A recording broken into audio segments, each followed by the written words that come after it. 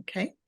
And just to say that we would love to hear your feedback on the session after, so we'll send feedback form around. So maybe the time now is to hand over to Jaime to start, I think. Would you take it away then, Jaime? Yeah. Cool. Right, Jon, probably over to you first. Yeah, thanks so much for having us here today. I'm going to try and keep things brief, so hopefully we'll be done in roughly kind of 45 minutes or so you can have a comfort break before your next meeting, hopefully. So Jaime and I met a few years ago, and we kind of put heads together thinking about creating a research project around things that we see, things that are potentially struggles of employees or organizations that we work with. So I'm going to start with an idea, right? Because what we usually do, so for me as a psychologist, what I've been doing for the last X amount of years is going on and talking to people about climate, but potentially in the wrong way. So I've been learning on the job. I think we all learn on the job when we start things, and we think that we know what we're doing. And actually, the more depth and conversations that we have, actually we realize that we need to refine our approach to suit who's in front of us. So Jaime, can you click to the next slide, please?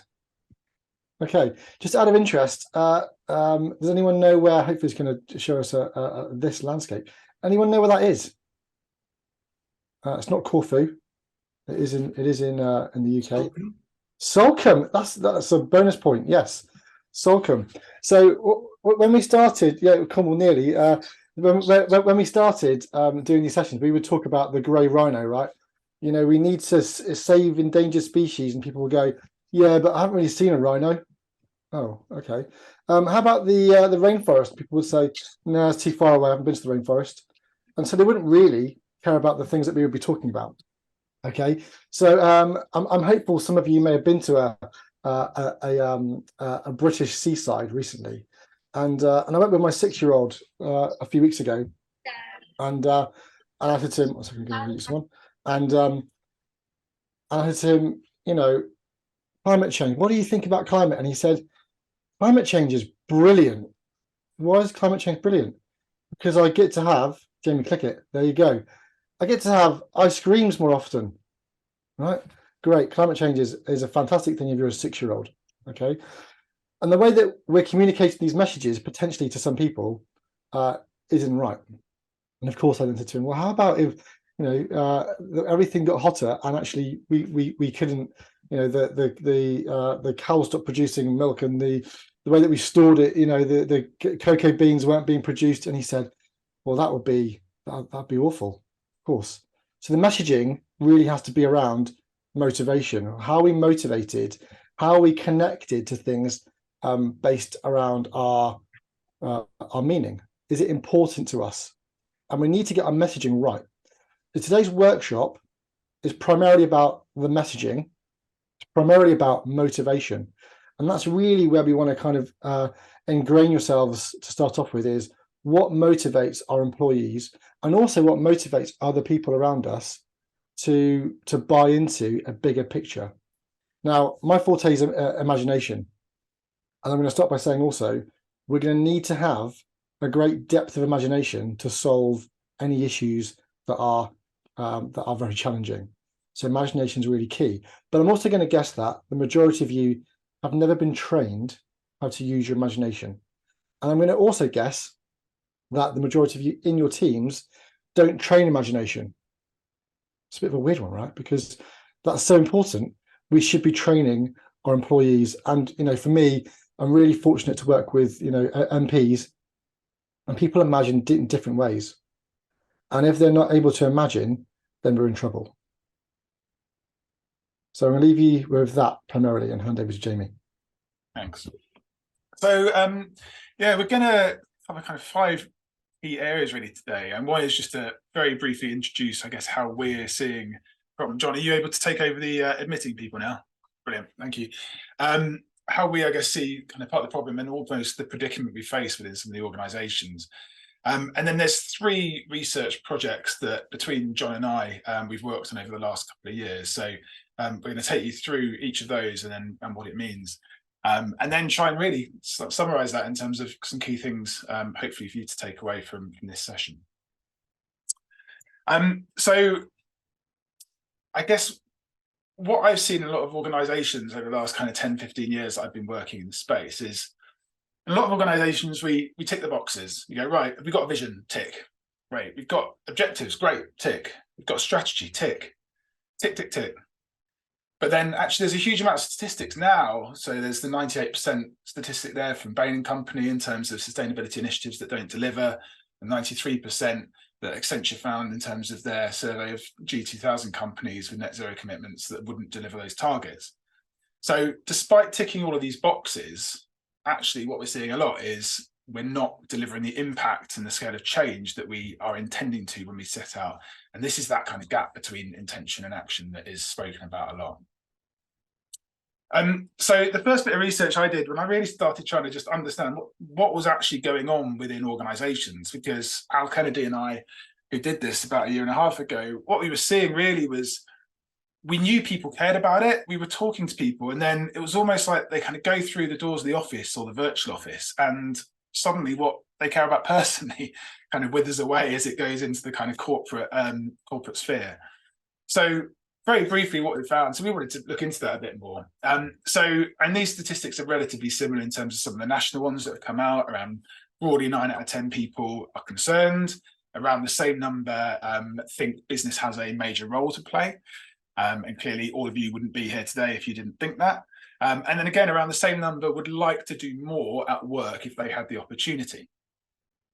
But what we then saw when we started looking inside organizations, actually 75% of respondents said that there were little or virtually no conversations. People just aren't talking about this within the culture of the organization.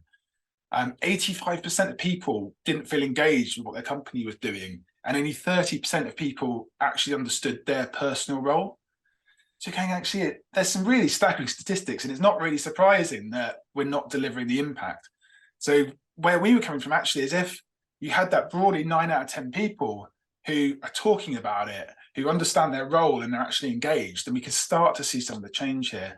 And what we found in terms of the themes that were coming out that were getting in the way, there was this thing around disengagement, this kind of overwhelm with the size of the problem or the amount of information sometimes you get given in training. And Jon will talk about that a bit more later. This cognitive dissonance, this lack of robust conversation where people actually are happy to challenge business decisions on the basis of the climate emergency. And this general feeling that other than in particular pockets of the organization and particularly some sustainability teams, there's just not ownership of the problem when we look across different roles around different organizations. So those are really key things. And what you'll probably notice about all of those is that they are people problems. These are not technical issues. There are a lot of technical solutions out there, and they have been since I've been working in this space for 2 and a bit decades now. So there's a real people challenge around this. And I think the Brick and Van der Linden quote there sums it up really nicely in terms of the physical science is clear, there are the solutions. So there is this huge challenge that we all now face, which is psychological in nature, which is why Jon and I have started really looking at this stuff over the last few years. And this is very much my interpretation. So I was a head of sustainability, I've worked in this space, and I guess my interpretation of what a lot of what I see in organizations is a approach that's very much focused on transmission of information. So at an organizational level, we'll create a strategy or a vision and we'll transmit that information out to people, or a set of targets and say, these are the targets. At an individual level, you might get put on a e-learning program, which everybody hates, or you go on a kind of online training program for a few hours and get fed loads and loads of information. So again, it's this transfer of information. And what Jon and I started saying was actually, look, if we're not getting the impact we want out of this, there must be some gaps. So that's what we started really exploring together. And in a lot of those gaps, we felt actually the really kind of uniting factor here is people. We're not really looking at how people work. We're not understanding people in terms of how we go about that. So at an organizational level, when we create a vision, strategy, targets, are we actually rooting that in what our people need, what motivates them? Because otherwise, what's that strategy doing if it's not there to help those people step into action within the company. Once we've got that in place, what are we doing to actually take that and start nurturing it, making sure that strategy doesn't just sit on a shelf? How are we nurturing those conversations, that culture? At an individual level, we jump straight to training people, giving them information without saying, actually, well, like Jon said, what does this mean to you? Why do you care about this? Is it that the world you're going to leave your kids? Is it a place you go on holiday? Is it ice cream? But rooting it in terms of what people care about. And then really the power of actually getting people working together. And certainly what Jon and I saw about on the program we ran that he'll talk about later, when you start to bring people together and help them to develop this kind of common sense of purpose, these aligned values, you create a very different conversation because people feel supported and it's more resilient. And actually what we were finding is they kind of step into action a lot more. So that's what we started seeing in terms of these gaps. So I guess before we kind of go into the details of some of this stuff, if we're looking at people, then I guess what does that mean in terms of how we start working with people? And I guess drawing on that research so far, we felt that actually if we could get to a place where every employee in an organization felt capable, they felt engaged, and they felt motivated, we'd be in a very different place in terms of organizations. So what that means in terms of the next thing I'll talk about is how do we nurture motivation within the organization? And we look at theory around psychology. What that shows is that these basic psychological needs of connection, autonomy, and competence are common within all of us in terms of the factors that we need to be in place for us to be motivated. And then when it goes to the skills, and Jon's going to talk a bit about what we did with our cohorts, we need to look at how we build individual collective capability. So around the outside there are essentially the inner development goals, which you may recognize, which are really key skills and capabilities which feed into that motivation and build those skills. And we feel those things actually will start to create the conditions for people to feel more capable, engaged, motivated.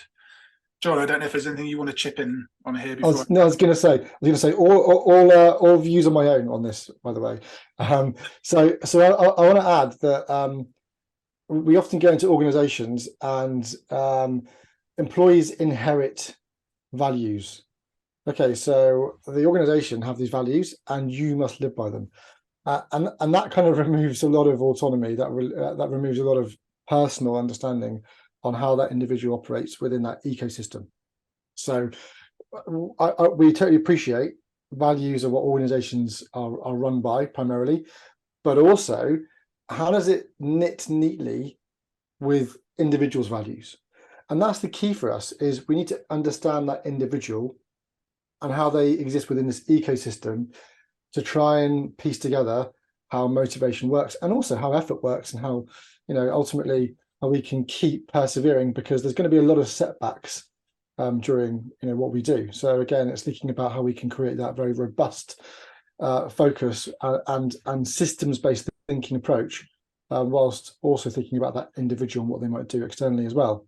So the whole philosophy of, I think, within this kind of idea of motivation, especially on intrinsic motivation, is really focused around you having the free will to make your choices and actually understanding why they're important to you.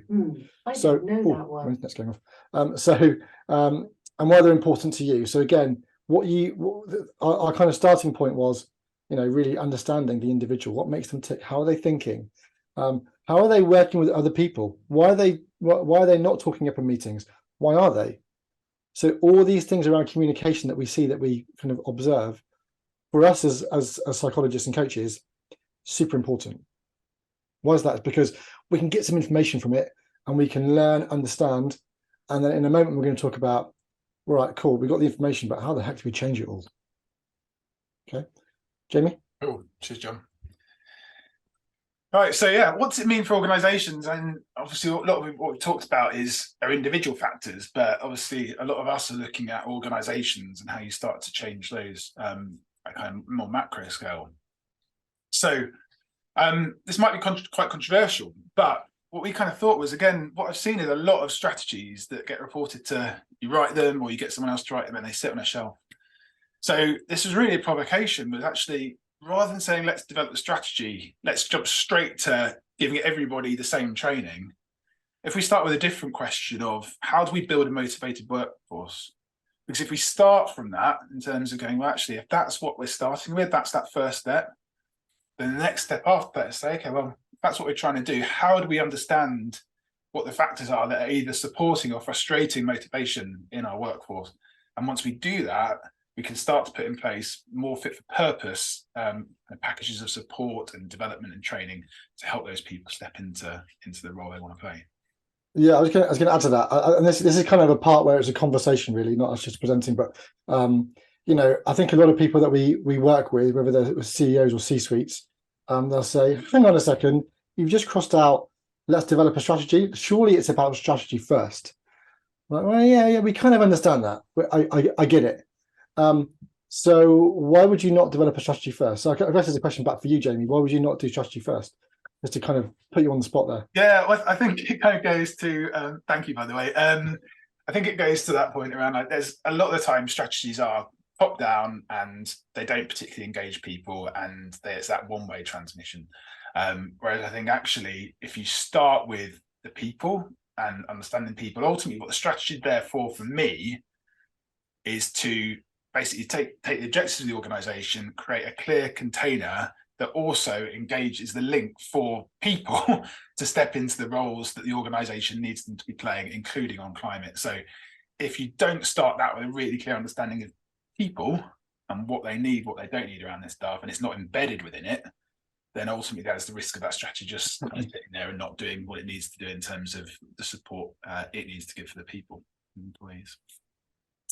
Controversial, maybe. I was going to just pause a second, just to remind of the comments coming in from Fiona, especially. Just if I were to go around the room now and pull people out and say, right, I'm going to put you on the spot. What are your personal top 5 values that you live by every day? Could you all do that? Just out of interest, are you going to go, yes, I can do it? This, that, the thumb up, thumb down in the chat, maybe. Okay, I'm just going to get a chat to anyone's. Yes, no, thumbs up. Okay, maybe, kind of. Okay, the reason why I'm asking you this question, yes, Lynn. Does anyone want to share them? Anyone want to share the top 5? I mean, then you seem like you are gun ho with this. Anyone want to share their top 5 values? From them yesterday. Samantha, you're right. Yours are done. Open-minded. Okay. So perfect. Lynn's on it. Fantastic. Honesty, respect, collaboration, doing the right thing. Okay, fantastic. This is important. These are really important because quite often, although we have, I would say, more intrinsic personal values, we also have external values, right? Things that we want to collaborate with, connect with people. Friendship is perhaps internal and external values. Now, again, just a quick one. Values change. Are we all happy with that? Values change over time. Where right now, you're going to have your core values of being honest. That's going to stay with you, probably forever. But values change over time. So you could adapt and refine. So people who perhaps aren't overly family-centric right now, they're hugely career-driven, that may change. That's fine. That's normal. Okay. But often, if you're in conflict with a value, for example, a good one's health, right? I want to be really healthy. My value is health and fitness, but I don't really exercise very much, and I feel guilty in the mornings. I don't really eat very well, and you're going to be in conflict, right? So we often start by this conversation around where what are your values, but also where are you in conflict with your values? And this is really important for this slide here as well, because we're talking about motivation. Motivation starts with that inner core understanding of how you work. And if you don't wear your values and you don't personify your values, then you may be in conflict, or you may just be on a track going towards something which you're not sure what your end goal is. So having a clear understanding of your values is really key for where we start. And I think it's been done, I want to say overdone, but not done well in a lot of places. So again, values is a really key task to get your kind of head around what values you have and also what values you don't have. For a lot of people, they may say, I'm not overly spiritual. okay, that's fine. Tell me why. And then give you the view. And this is the mindset, discussing beliefs around that as well. And again, this is creating a vulnerability discussion, exploration around my value. And also when I start to discuss it in teams, it's how I fit within this core group of people that I'm going to be spending time with as well. So it's a really key area. Thanks to everyone as well for sharing. It's still ongoing. Thank you, Fiona, and everyone else who's shared your values. Because these are really important to have on you at all times. To keep you, aligned and on track. Sorry to interject there, Jamie. That's fine.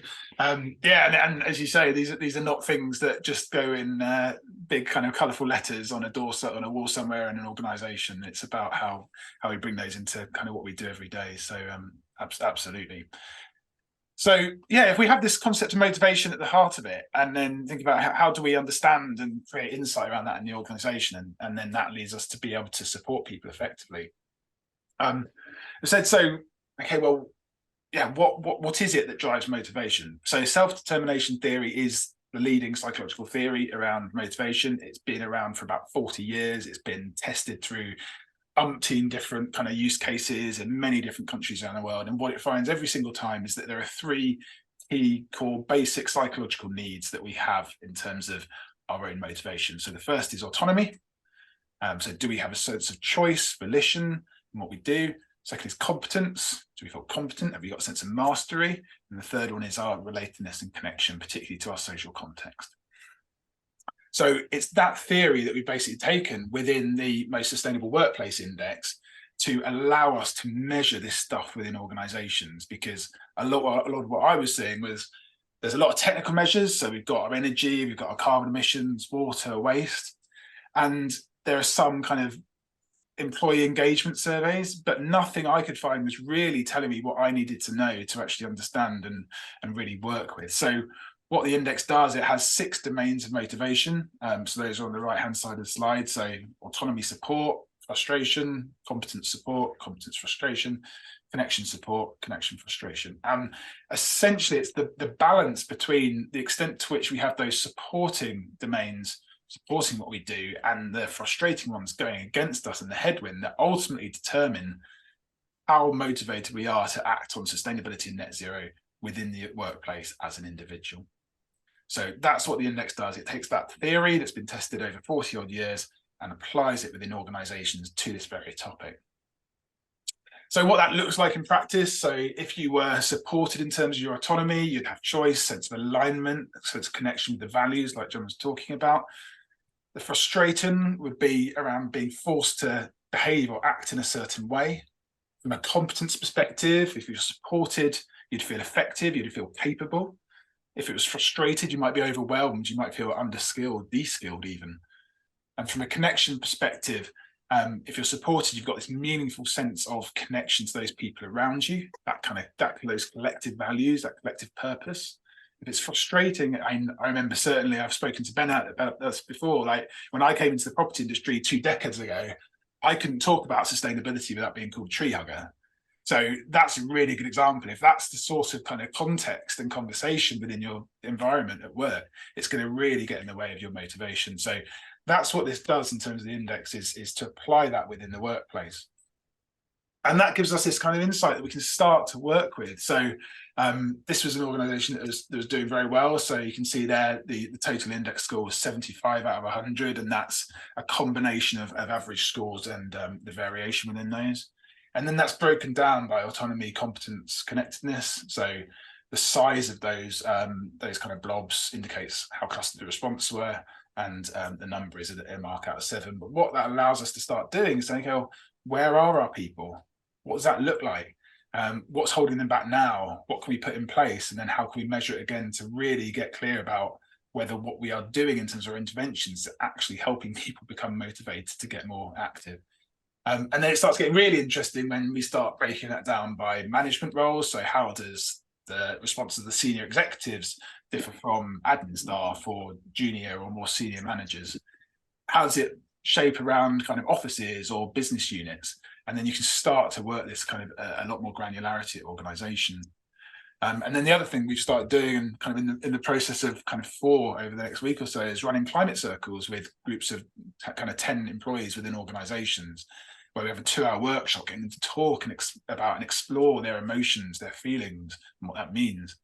And through all of these things, we can start developing a really rich and a detailed insight of what it feels like for individuals to work in an organisation around sustainability and climate, what's motivating them. Oh. No, good. Cool.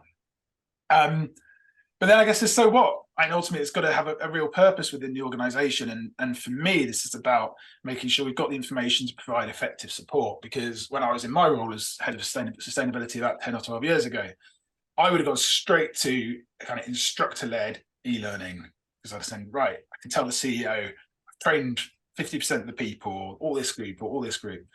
It's not saying they're not important, but what we're certainly finding out, and Jon will talk about, is I think there's some really interesting other ways we should be approaching this. So what we then do with that index is go through this kind of 5-step program, saying, right, let's discover, let's explore, let's really understand that. Let's create an initial plan. Let's go and test it with our stakeholders, test it with those people. Does it feel right for them? Does it not feel right? Refine it, implement it. And then, so that's what we do in terms of the kind of the basics index, is to do that first bit. And then we've got an accelerator, which we'll talk to you about a bit more later, in terms of how we take organizations through that whole process from that discovery through to implementation. And actually, I think there's some really interesting other sorts of interventions that come forward, particularly around the coaching, mentoring, group discussion, hands-on training, which I think probably tees you up really nicely, Jon, for what we covered within our program last year. Damn it, I was just literally reading the comment then and I lost track of what I was doing. You're on. Yeah, I'm on. Yeah. Cue me up, thank you. So I was going to add before that. I was just thinking something else. So I'm going to measure your imagination in a moment. But I just love all the comments coming in. I'm just reading that one about the size. Jamie's probably go on to my little dit, if you like. The required size of the organization for the analysis, etc. I know that we're bulking things together for our kind of meta-analysis. I can't see the comments, so yeah, great if you can do some sharing. So we've run it with teams, we've run it with organizations. The ones we're working with at the moment are one's about 170, one's about 2,000. There's something to do. So I've got an offer for everyone in terms of a kind of small demo. So we found it useful actually even going through it with individuals and individual teams. Obviously, you need a higher response rate when you're working with a small team than the organisation, but and it's people, so we can look at it across all levels. Cool, thank you. That's what I was thinking. I was sidetracked. Resilience. It's been mentioned quite a few times today. So my background, let me just tell you. So Jamie's 20 years, right? Hugging trees, is that right, Jamie? 20 years working in that ecosystem. I'm not doing that, right? I'm generally working with athletes. So I'm working. So I've done 3 Olympic Games with athletes as a psychologist. Worked with Formula One drivers. I'm currently working with the military, developing the Army's resilience program for their commando training for those that are going on and doing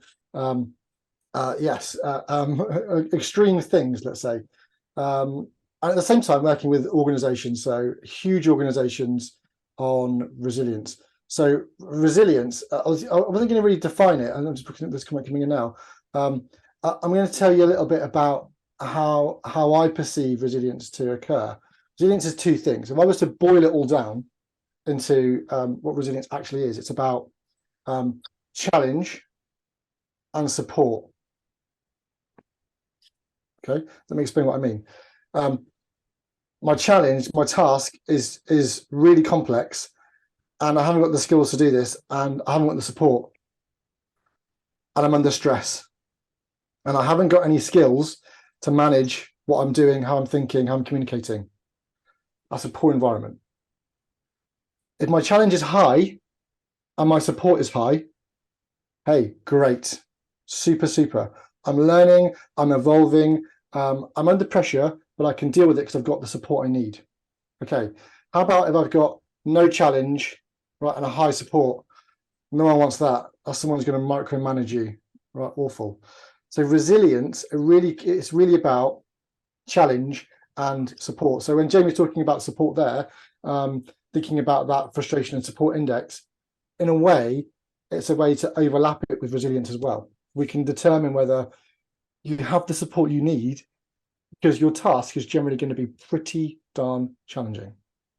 And when our collective task here especially, is to I'm going to throw a massive task out there, is to change the world. We need each other, right? We need support. Support is really key. You're on your own, you probably feel like you're against everything. When you're together, you feel connected. So that's really important for resilience. There's lots of things that we do to then support organizations, for example, systems-based resilience, how to communicate, look at systems thinking, etc. Okay, but if I were to boil it down, it is challenge and support. And there's a ton of research on that as well. So in the meantime, I'm generally working with these individuals all over the place, and I connected with Jaime a couple of years ago through the CCA, so the Climate Coaches Alliance, and in I popped during the call, and everyone's really kind of, I suppose, moaning is the word I'm going to use. Well, there are all these stats out there. What do we do? Like, we're not supported. Ultimately, I feel disconnected. The coaching system that I've been taught doesn't really work. Like, I've seen this 98%. Oh my goodness! Like, individuals feel overwhelmed. Hello. So, oh, hello, Lynn.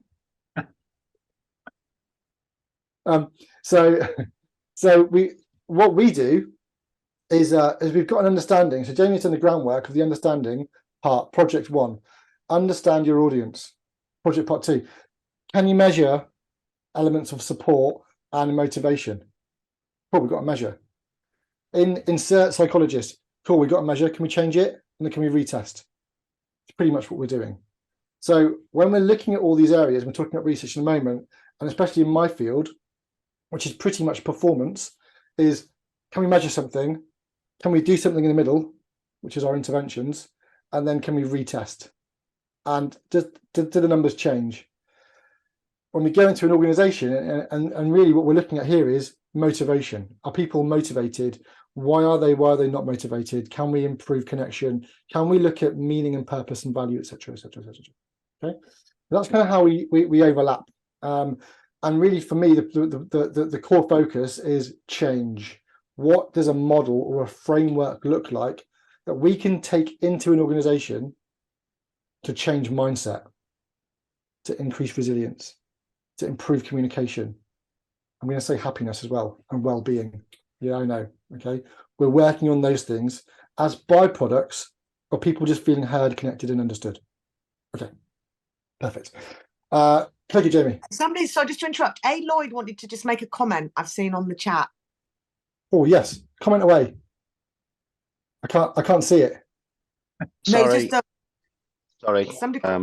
Somebody called me then while I was just waiting, so I've got rid of it. It was just leading from your previous slide, and about getting buy-in from your organisation and your peers and your colleagues. Something we did recently was we became a B Corps. Part of that process involved us engaging with Kingsdale Head, and we bought a piece of land in Kingsdale Head and invested in peatland restoration. Wow. And that got enormous amount of buy-in from colleagues, from teams, from management, senior management, CEO, and each and every one of them have visited and been down and planted trees and litter picked and seen the cows and understand what that restoration project is about. And again, that leads back to what I said earlier about one of our core values is doing the right thing, and that's seen as doing the right thing, not just for us, but for the environment. Amazing. No, brilliant. And I think that where I mean, that's amazing. That is where we want people to get to. Is that you are actioning what your values are, and you're caring, right? But that's another one. To show you care is one of our other values. So right. You sort of link everything. You link everything back to your and what you were talking about measuring. That's how you measure it. You know, we can measure what we do against our core values by showing what we've achieved with the B Corps, with the Kingsdale Head, with the participation from colleagues and clients alike, and whoever else wants to take part. Perfect. And that's amazing, and hats off to you. Brilliant. Thank you. Amazing. Thank you for sharing as well. That's these stories are really important. And what we find is we go into organizations that are wanting to get to that point. Right? We want to do that, but no one really. Where do we start? They're stuck, or they've started and no one's bought into it, and so there's no traction, there's no movement. So actually, the whole journey isn't planned out overly well. But it sounds like that is a project which is meaningful, impactful, and sustainable, I guess, as well. I guess it's also, it sounds like it's also connecting everyone, and it's connecting people to each other, to the purpose, to a piece of land. And there's a different project I'm involved with when you develop that connection with a place and a bit of land as well as a shared thing, which means something, then you start kind of talking and thinking in a similar way. So yeah, fantastic. John. So yeah, I'm going to rattle through the research because I'm mindful of time. So what we did is we recruited organizations that were in there. Well, they declared some kind of climate emergency and said, we need to act instantly. Okay, what are you doing? We're not sure. Oh, okay. What's going on? Well, we're just stuck. Like we're just stuck. Like we haven't got any goals. We want to be carbon neutral, but actually things are coming from our C-suite teams and executives, but employees aren't buying in. Okay, we are entering organizations like this where they are ultimately stuck. There's a motivation issue throughout. So we recruited 4 organizations, and these are global large organizations, and we allocated 2 randomly to a carbon and literacy training group.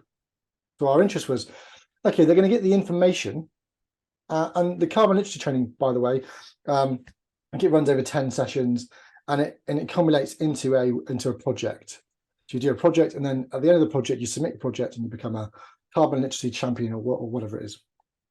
The other group, which we'll get onto the intervention in a moment, is we're going to talk about personal values. We're going to talk about them. We're going to talk about every individual first, and we're going to get to know every individual first, and we're going to determine why it's important for them to have a shared goal within this group. On top of that, because we're looking at individuals primarily and not organizations, we're like, well, let's come up with let's try and develop a framework or some kind of assessment that everyone can use. So there is a website there called Inner Development Goals, right, which has got a framework which is linked into SDGs, but the IDGs, Inner Development Goals, are primarily measures around you, split into 5 sections, like who you are, understanding the self, and how you're connected to your values, how you're living by your values, how you're thinking, so cognitions, connection related to other people. So you can see how it's overlapping slightly with motivation, collaboration, and then acting. What are you actually doing? We added a 6th domain to that as well. We added in organizational connection. How are you connected to your organization? So we asked them things like, do you feel like when you ask questions, your view is heard? Or can you rate that from like, it's not heard at all, to absolutely, it's heard, and then people talk about it, it's actioned. And so we're looking at these areas. Okay, and if you're keen to download the scale, it's all free. Just email us at the end, and we can pass that scale on to you as well. Okay, so we've got these 2 organizations. We have measured them at baseline, and we've got a score at baseline, and then we're going to deliver this intervention. The MAP group, I'll talk about the MAP group in a moment. Jamie's going to click on to the next slide before I talk about MAP. Okay, so I'm going to briefly measure everyone's imagination. Okay, wish me luck. And what I would like you to try and do, I'm going to, because of time, I'm going to change my task slightly. I'm going to divert to what I was going to do originally, and I'm going to ask you all in a moment to post a score in the chat from 0, what the hell's going on, nothing in my head at all when you're talking to me, and 10 is like as vivid as the real thing. And I want you to try and imagine in your mind's eye an apple. Use the chat. 0, got nothing in my mind's eye. 10, it's really vivid as the actual thing. I can see it, and it's yeah, okay.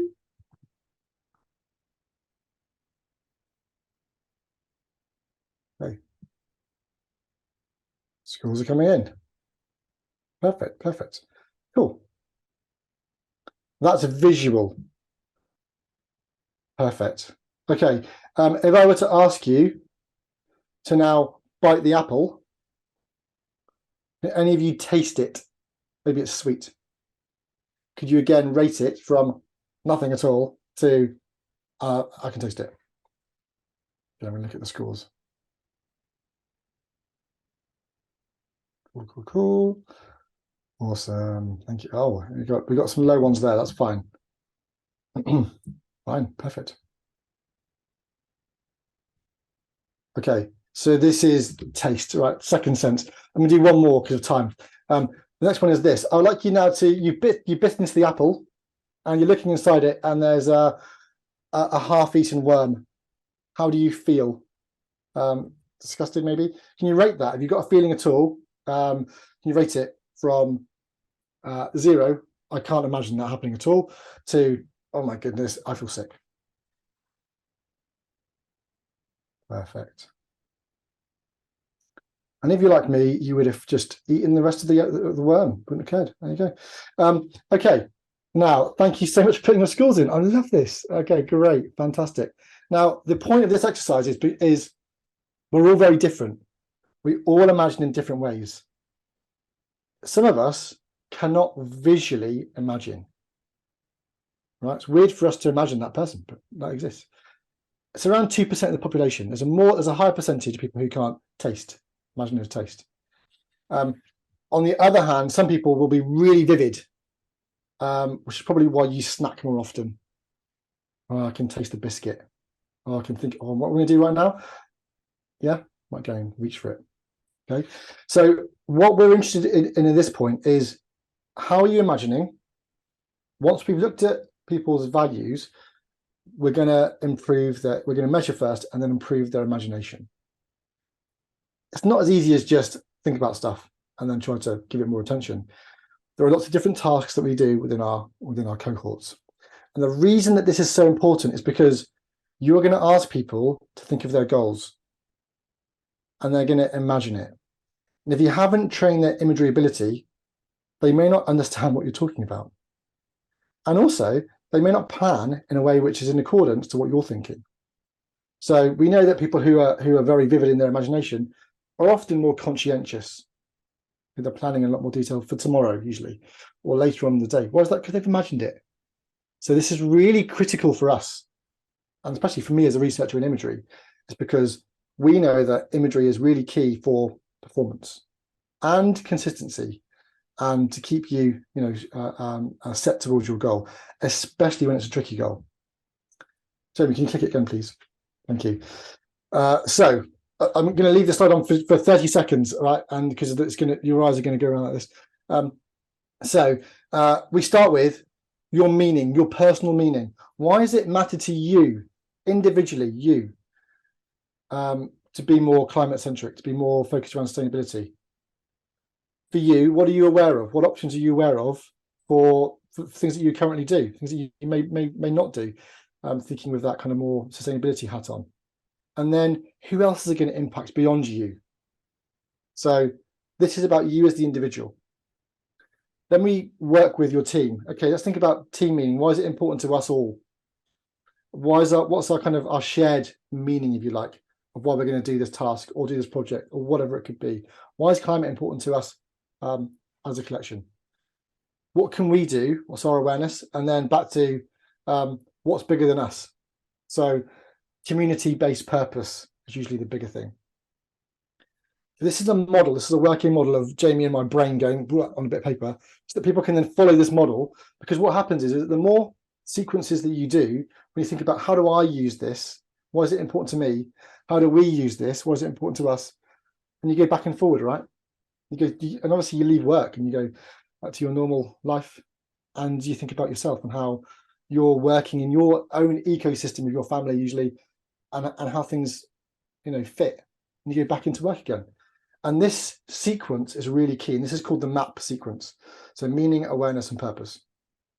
Okay. I think just and in terms of some of those bits that we mentioned at the beginning, John, I think, and especially when we're thinking about that, these people who care about stuff personally, and especially around climate, not bringing those kind of concerns, those emotions into work.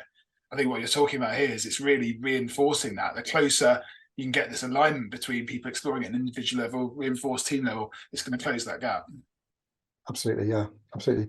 And I think that this visual piece, or say visual, this imagination piece, is super key. Like, we need to be going into schools and banging drums about it, because it's really key for us to be able to imagine a sustainable future. Right, Jamie, I'm up for time. Click it. Let's go. Yes. Right, I'm going to wrap through the results. What we found was that carbon literacy was good for immediate projects. People were interested in the initial training, but what happened over time was, when we retest them, when we remeasured them on the IDG scale for in development goals, actually decreased, okay, in their IDG, in their own kind of personal understanding of how they operate. The MAP group, who are using imagery all the time, had completely changed their inner motivation, and they were actually going off and doing things that were beyond the project. Actually, the project themselves were really random projects that they came up with. For the MAP group, they came up with a project where it was called the water cooler project for one group, where they would have conversations with people around the water cooler, where they'd meet them and they would just discuss climate within their team, but also within their organization. And these conversations then start to move the dial with project managers, with architects, with people who would turn up at the water cooler and have these very informal conversations. Okay, click it again, Jamie. Cool.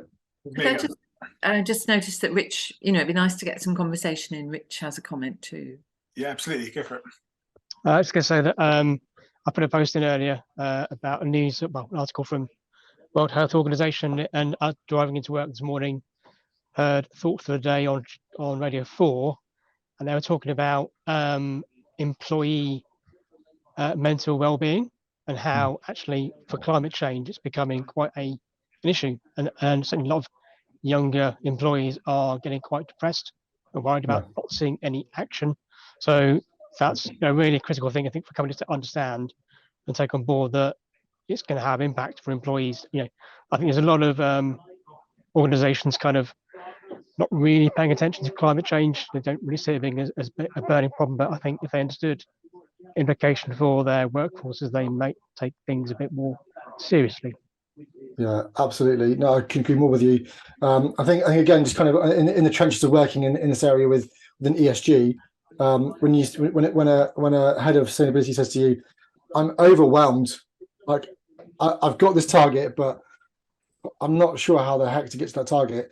Sometimes the way that we look at goals, just thinking about well-being and mental health as well, rather than having very specific determined goals that create anxiety and challenge, what I would generally say to for example, this woman I've been working with, is have exploratory, more discovery goals. Just start something, pick a topic and start. And as you start to evolve over time, you can change and refine your goals. It hasn't got to be as specific and as one target. And as the SMART goals are a bit of a we can look at the myths of SMART goals and how they're really effective. Actually, just starting towards a goal is more motivational, because you're not sure of your journey, and you can plot it out in a very different way. So I think, the perception of goals is an area, but Rich, it's a huge topic, and thanks for bringing it up, because it was a conversation that we have a lot with people with challenging goals, is how can we stay true to our course, and also how can we refine goals over time as well. Yeah, no, that's a great point, Rich. And I think probably what we're seeing in some of those generations is, like, I think because they are so much more engaged with it personally, it's kind of increasing this tension between, I think increasing the focus on the gap within the workplace, that there isn't enough space for these conversations and bringing those concerns in. And I think, as you say, where those things aren't aligned, you start to get that breakdown in well-being and mental health. So I think you're absolutely right to bring it up. Thank you. Yeah. So yeah, and this is, I guess, the outcome. One of those companies that did the MAP training was Lexica. So they're a multidisciplinary management consultancy that works a lot with the health sector and across the public sector. So those are the kind of key things that they found as a result of this, was the improvement that Jon talked about, and this real kind of shift in terms of the action phase and sustained implementation, and some roundtables and politician work that they did as coming out of that, and then a real sense that they were kind of activating their team around this shared goal, this shared purpose. And what Lucy, who was fantastic to work with on this, said was that she really saw a lot of shifts in terms of how they were thinking, how they were understanding themselves, and what that meant in terms of their work. So what does this mean? And I guess these are our kind of emerging conclusions, I guess, really, that I'm starting with understanding people and what they need, really important. Technical information, really important, but it has to be balanced with this inner development and this process of nurturing motivation. The risk is, and maybe that's what was coming up in that carbon literacy training stats, was too much information or the wrong sort of information without that wider support that Jon talked about can become overwhelming and demotivating. And then developing this meaning awareness and collective purpose is really impactful and resilient. So going back to, I guess, where we started, Will, I can see your hand up. What I might do is just finish this slide and then we can open up for, and I can stay on for a few minutes for anyone who wants to the bits. I think we have very little time left, so yeah, be good to allow Will to speak. This is the last major slide. So where we kind of started was this very information transactional kind of approach within organizations, and hopefully what we've done today is to kind of start to shed a bit of a light on some of these gaps, some of these important spaces around that at an organizational level, to be able to understand people and what's motivating, demotivating with them. Once we've got the strategy there, to really think about how we nurture that culture, build the resilience, engagement at an individual level, how we root it in values, mindset, and what we care about, and recognize there's a journey that we need to go on in terms of shifting attitudes and what that means. And that really important piece around kind of collective purpose, those capabilities that start to shift from knowledge to actually action and connecting ourselves around values. So that's the end of the main bit. I guess before we kind of run up, thank you very much for joining. Will, certainly, I'm probably Jon, we're happy to stay on for a few minutes for anyone who does have any questions. If you want to get in touch with Jon or I, then our contact details are there. I think there's going to be an email coming out afterwards, just as a follow-up with our contact details on as well.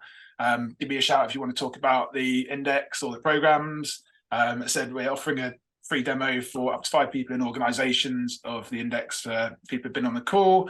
And also we're building on an accelerator we're due to be running for B Corps and potentially kind of look to run one for business declares members in the autumn. So what that would be is be building on all the evidence base that Jon and I have talked about, getting 10 representatives from businesses as a peer-to-peer community and taking them really through that kind of discovery phase through to the implementation in terms of developing a workforce plan based on motivation. So, and then Jon, do you want to plug your book? Yeah, everyone buy my book, thanks. Cool, all right, it's out in 2 weeks. And thanks so much for having us on. I appreciate everyone spending their lunchtime with us, so appreciate it. Cool. Thank you. And yeah, happy to stay on for a few minutes if anyone has any bits they want to chat through. I've got a question. Is the index, is it UK only, or is it going to be a global thing? At the moment, I'm running it with UK companies. We've got a few partners that Jon and I have been working with, one in Vancouver, one in down in Melbourne, which are exploring it those. So there's no, and it's about people. The theory that's based on and the evidence it's based on cuts across, I think it's been tested in at least 30 or 40 countries around the world, from kind of Eastern Bloc to Western countries, all different cultures. And so that kind of theory of motivation and those core psychological needs are universal. So it would apply to any company, any country. Thank you. Hi guys, I've got sorry, this is Will. I had my hand raised.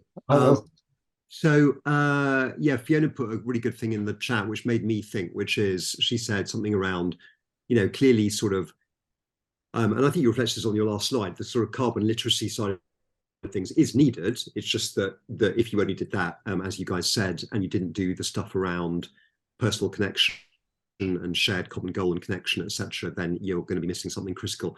And I suppose the question is, do you have experience as to, in some ways, the kind of the order of play on these things, right? If one was to sort of organize some work sessions with people, which are these kind of more small group sessions to explore motivation, etc., does it work to kind of preface that with, I don't know, a couple of hours of some really great engaging e-learning modules about the climate crisis, etc.? Or do people then sort of arrive in that personal connection sort of situation already feeling sort of like anxious and overwhelmed? I was wondering if you had any experience about sort of the chronology of things.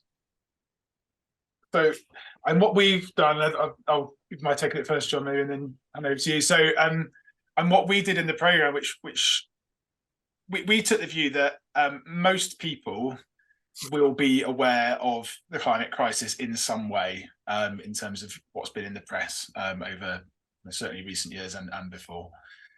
So the approach we took within those groups was we've got a really great little kind of video that we've used, which has some really fantastic imagery of kind of the beauty of the natural world and the orbits, and then some of the kind of destruction things. So we use that really as a kind of route into kind of opening up those conversations around emotions and what that means for people. So kind of we use that video as a route into this. I think there needs to be a basic bit of knowledge around kind of this stuff to be able to step into stuff, but that doesn't cut across from what it means to us. Just to add to that really quickly, because I've got to shoot as well. We have the kind of the mindset that you kind of know what you need to do anyway, and if you're not sure what you can do in terms of awareness, usually you ask other people and they'll say you can do this, or you Google it and you go what are other places been doing, and you kind of take the infrastructure from other places rather than having the formal sit down and go through the e-learning, which I think is really valid. That connection piece is really key primarily. And then as an add-on, I think we can absolutely do a hybrid version of, in person or on Zoom, just connecting with people, learning more about their why, their goal, the meaning, the purpose bit, and then add on to, an e-learning module, and they come back again. So I think sandwiching it would be brilliant. Effective. That's good. Yeah. Thanks, I've got to shoot. Sorry, team. I've got to shoot. I know you're staying on, Jamie, but cheers, John. Thanks, guys. Appreciate it, everyone. Thank you.